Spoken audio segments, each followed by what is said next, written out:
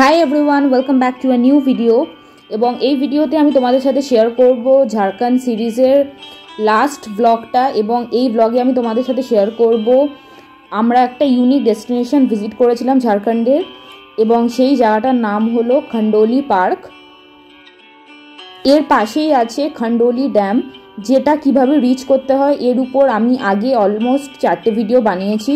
তোমরা যারা যারা মিস করেছো kindly subscribe to my channel and check out the playlist, লিঙ্কটা ডেসক্রিপশানে দেওয়া আছে। সো আগের ভিডিওগুলোতে অলরেডি যারা দেখেছো তারা অলরেডি জানো যে আমরা ঝাড়খণ্ড সিরিজে অনেক কটা জায়গা কমপ্লিট করেছি, এবং এটা as a weekend destination from কলকাতায় বলতে পারো তোমরা। সো এই জায়গাগুলো করতে আমাদের অ্যাপ্রক্সিমেট 1.5 দিন টাইম লেগেছিল। এবং ফার্স্ট ডেতে আমরা কভার করেছিলাম সবার প্রথমে উসরি ওয়াটারফল, মাঝে আমরা করেছিলাম বরাকর ড্যাম অথবা বরাকর রিভার, এবং শেষে আমরা করেছিলাম এই খণ্ডোলি পার্ক বা খণ্ডোলি ড্যাম। সো এই জায়গাটা যদি তোমরা ভালো করে এক্সপ্লোর করতে চাও তাহলে আমি রেকমেন্ড করব যে তোমরা অনেকটা টাইম হাতে নিয়ে এসো, বিকজ এখানে আছে একটা সুন্দর পার্ক। এবং এটা পপুলার ছিল এখানকার রক স্ট্রাকচারের জন্য। বাট এই জায়গাটা এক্সপ্লোর করার আগে যেহেতু দুপুর হয়ে গেছিলো, সো আমরা সর্বপ্রথম লাঞ্চ করে কিছুক্ষণ ওখানে টাইম স্পেন্ড করে তারপর আমরা খণ্ডোলি পার্কের দিকে যাব।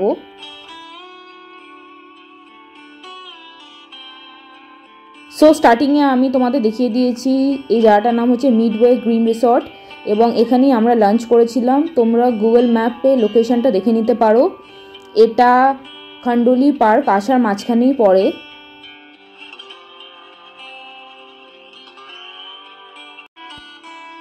এখানকার খাবারগুলো দারুণ টেস্টি ছিল। আমরা ট্রাই করেছিলাম মিক্সড ফ্রাইড রাইস। এখানে মিক্সড রাইসের কোয়ান্টিটিটাও অনেকটা ছিল, এবং তার সাথে আমরা ট্রাই করেছিলাম পনির মালাইকারি, মাশরুমের একটা ডিশ, এবং তার সাথে আমরা নিয়েছিলাম এগ কারি। সো এখানে তোমরা দেখতেই পাচ্ছ অ্যাম্বিয়েন্সটা বেশ একটা লাইভলি অ্যাম্বিয়েন্স, এবং এই রিসোর্টটা খুবই ক্লিন এবং অ্যাস্থেটিক লেগেছে আমার। এই রিসর্টটাতে নানা রকম ওয়েডিং ইভেন্টস এবং পার্টি ইভেন্টসও হয়। সো এটা ছিল ওই রিসেপশনের এরিয়াটা, যেখান দিয়ে আমরা এন্ট্রি করে তারপর আমরা চলে গেছিলাম ডাইনিং হলে।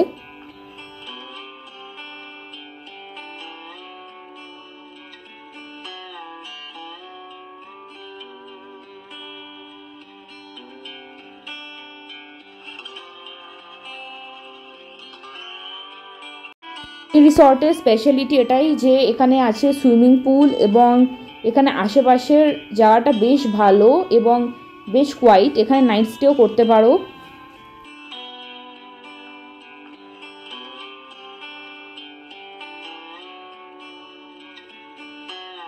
সো এই হলো সুইমিং পুলের স্ট্রাকচারটা, যেটা ব্যাপারে আমি স্টার্টিংয়ে বললাম। এবং তোমাদের জায়গাটা কেমন লাগছে আমাকে কমেন্টে নিশ্চয়ই জানাও।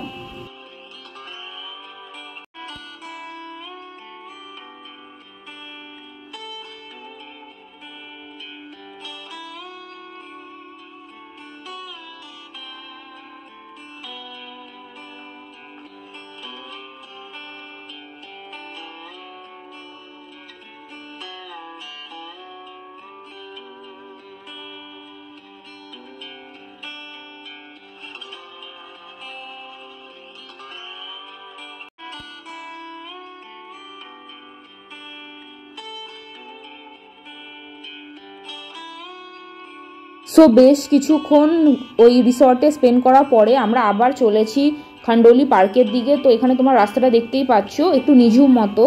এই রাস্তার দিয়ে খুব বেশি ট্যুরিস্ট যায় না, বাট আমরা যেদিন গেছিলাম সেদিন প্রচুর ট্যুরিস্ট গেছিলো। সো এটাই হলো এই জায়গাটা ইউনিক ডেস্টিনেশন।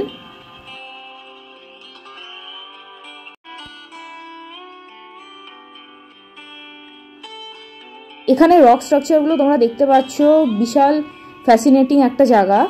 এবং যারা কোনোদিন এই ধরনের রক স্ট্রাকচার দেখোনি, তোমরা অবভিয়াসলি এই জায়গাটা আসবে, ভিজিট করবে।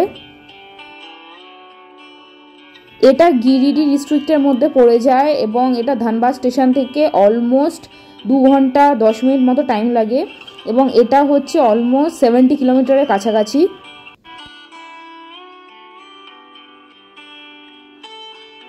আরেকটা জিনিস আমি মেনশন নিশ্চয়ই করব যে সন্ধে হওয়ার আগেই তোমরা এই জায়গাটা থেকে ভালো করে এক্সপ্লোর করে বাড়ি ফিরে যেও, বিকজ এখানে ইলেকট্রিসিটি নেই। সো একবার সন্ধে হয়ে গেলে বাড়ি ফেরাটা খুব মুশকিল, এবং এখানে মোবাইলের টাওয়ারও খুব ভালো পাওয়া যায় না। সো এই প্রিকশনগুলো তোমাদের নিতে হবে এই জায়গাটা ভিজিট করার আগে। এবং এটা তোমরা ভালো করে জানো যে খুব বেশি সেফ না ঝাড়খণ্ডের এইসব এরিয়াগুলো। সো তোমরা গ্রুপে আসার চেষ্টা করবে, এবং কোনো সোলো মেয়ে এখানে আসবে না একা। সো এটা খুব বেশিও সেফ না অ্যাকর্ডিং টু মি।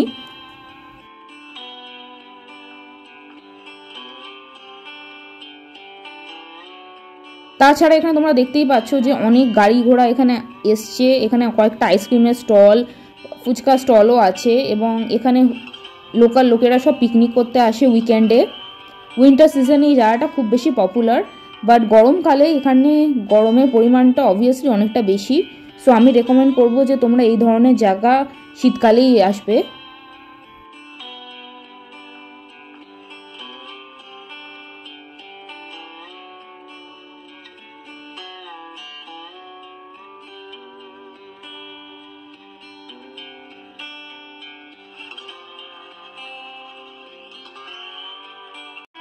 সন্ধে হয়ে যাওয়ার ফলে অনেকটা ঠান্ডা পড়ে যাচ্ছিলো। সো আমি ভালো করে জ্যাকেটটা মুড়িয়ে নিয়েছিলাম, এবং এখানে ফগও জমছিল।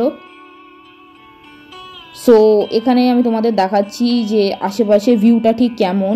এবং আমি যেখানে দাঁড়িয়ে আছি ঠিক এর উল্টো দিকেই আছে ওই ম্যাসিভ খান্ডোলি পার্কটা।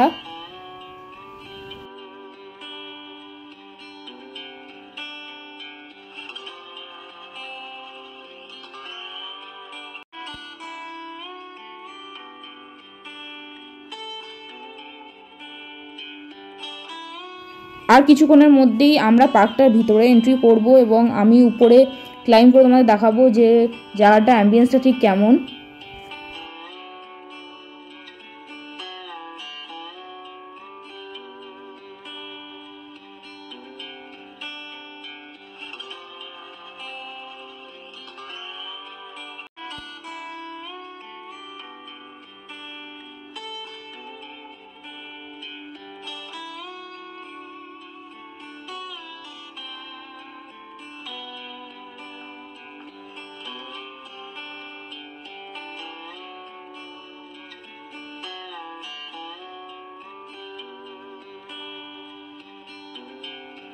সো ফাইনালি আমি চলে এসেছি ওই পার্কের মধ্যে, এবং এখানে তোমার রক স্ট্রাকচারগুলো দেখতেই পাচ্ছ। এখানে শেপগুলো খুব ইউনিক, এবং এখানে অনেকেই ফটোশ্যুট করছিল।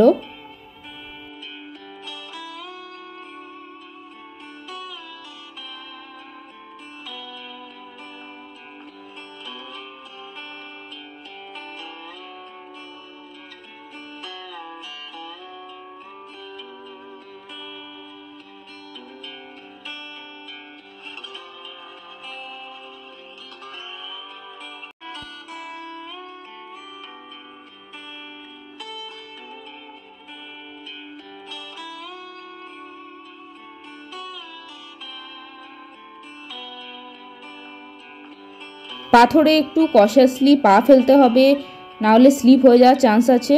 বাট তাছাড়া এখানে আশেপাশে তোমরা দেখতেই পাচ্ছ বহু মানুষজন এসছিল এই পার্কটাকে ভালোভাবে এক্সপ্লোর করতে।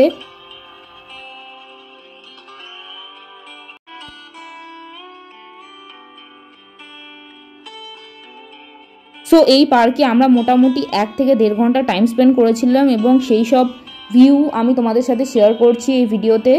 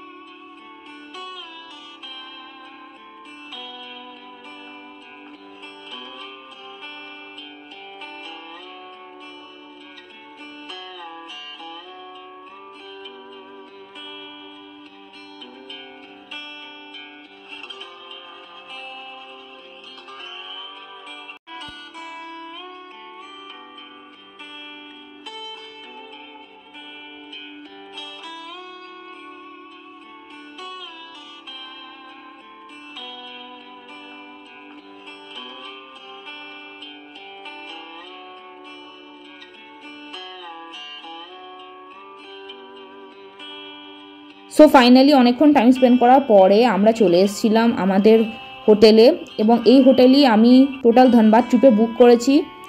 এটা তোমরা মেক মাই ট্রিপের থ্রুতেও বুক করতে পারো, অর এলস এর নাম্বার আমি ডিসক্রিপশন বক্সে দিয়ে দিচ্ছি, তোমরা চাইলে হোটেলের ওনারকে ডাইরেক্টলি কন্ট্যাক্ট করে নিও। সো হোটেলের নাম হলো চন্দ্রকলা রিজেন্সি, এবং আমার খুবই ক্লিন লেগেছে এদের হোটেলটা, এবং এদের সার্ভিসও খুব ভালো।